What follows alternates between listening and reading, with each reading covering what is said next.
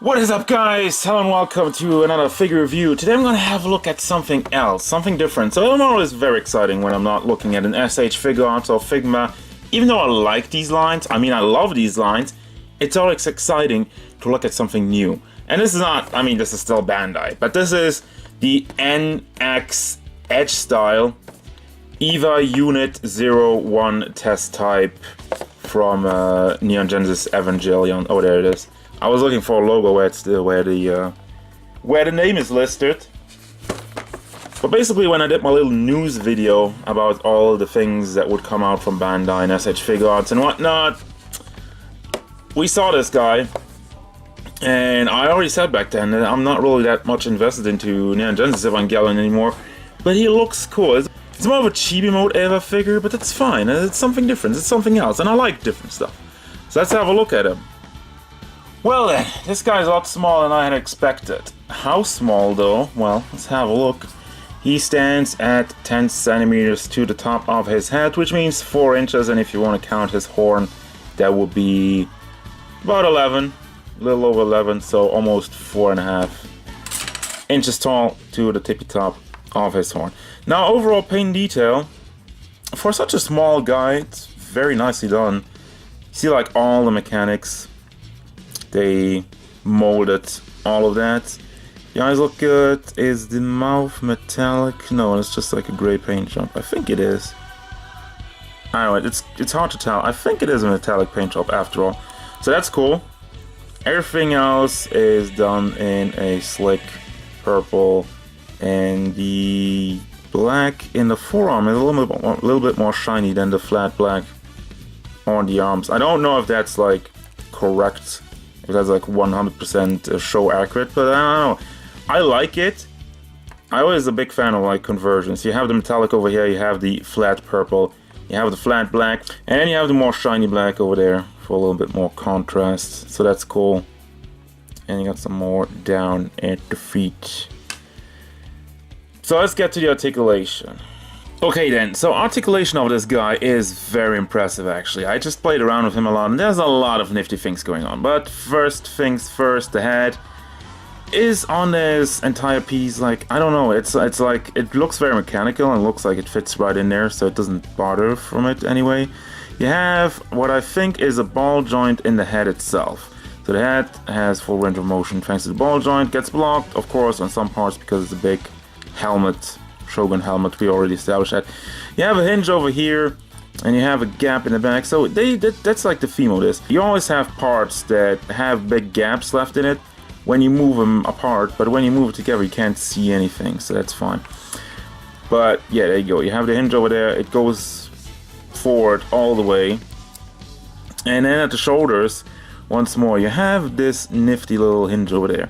So you can move the shoulder pads back and forth so it doesn't get in the way, and then it packs into the chest with a butterfly joint in it, so you can move that out, bring that forward, and you can move the arm itself around all the way. Another thing is this, the hinge is also connected with the bicep over here, and you have this little panel which is soft plastic. It doesn't have a hinge on it, but since it's soft plastic it just moves up with it all the way, and also you get a bicep swivel out of this. You can move that around. The elbows, as you can see, just have this hinge over there. Goes up. It gets the job done. It's not phenomenal, but once more, this is a small guy. Keep that in mind. So you have completely soft plastic hands, by the way, which I'm not super fan of, but it probably will come into handy with the accessories, which is just on a pack, so that will rotate around, nothing else. Now, chest articulation, you have what I believe is a hinge, because you just go back and forth. It doesn't go side to side, it doesn't rotate around at all, really. So you just get back and forth. Down at the torso, crotch area, you get pretty much the opposite. You have a swivel over there, so you can move it around. Pretty much, it would go all the way. I don't wanna mess anything up. Now I'm stuck already. See? There you go. It goes out. The entire plastic is soft-ish, and that's why I get the feeling like it is a little bit more of a cheaper plastic. I say cheap, but I don't mean that as a bad thing. It's more like made for this. So you don't get blocked a lot by everything. and it's fine by me. The legs are kind of weird though.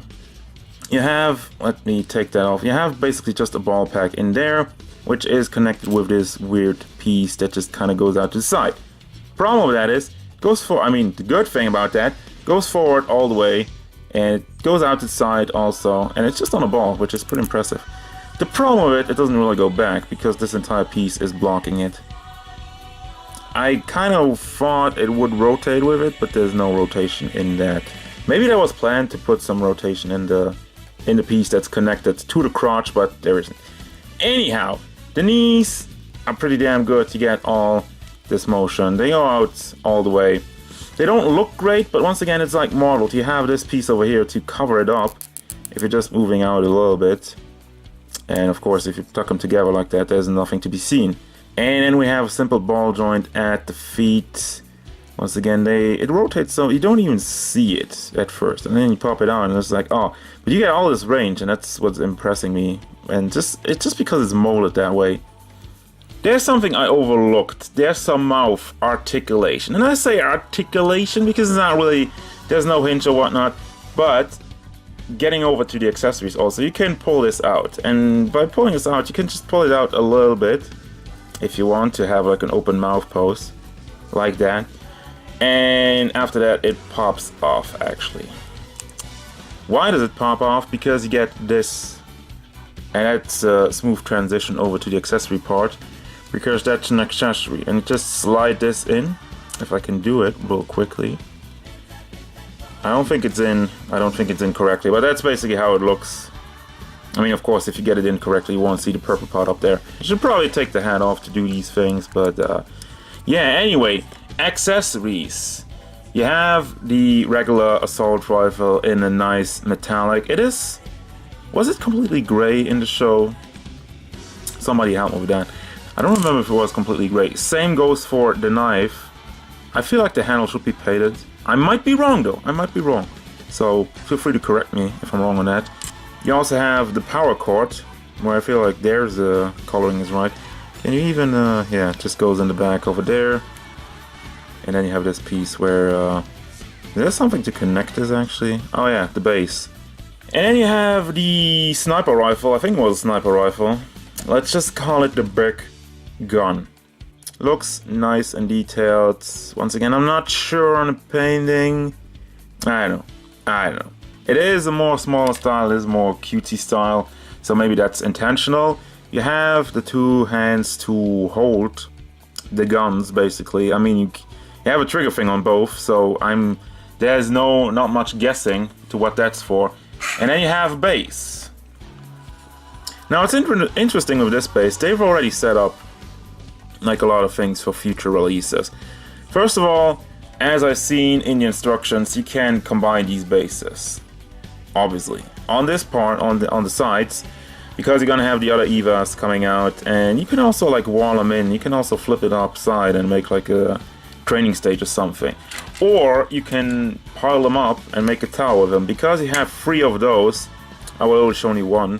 And from what I can tell, the only reason to have those is to just put them in here, so you can put up another one. You have also this piece, which you can play around with that. You have this peg over here, you can pull that out and move it out to the side on both sides, so you can probably put something in there if you just like the gun or whatnot, if you want some static poses for more stability, I guess.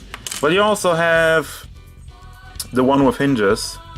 Alright, so how to combine these two, you actually can. I don't have the tools to do it right now. I would have to be better prepared. But basically, you can pull this peg out, and you pull this peg out, and then you combine these two to make a bigger one. Just like with this one, you just pull it out, and there you go. That's how you do it. And it's gonna bring us to the final thoughts, but before I get there, a couple of things. First of all, I think the cord is too long, and it doesn't really play along, and it doesn't peg in well in the back, so I keep having it disconnect, and it keeps getting in my way.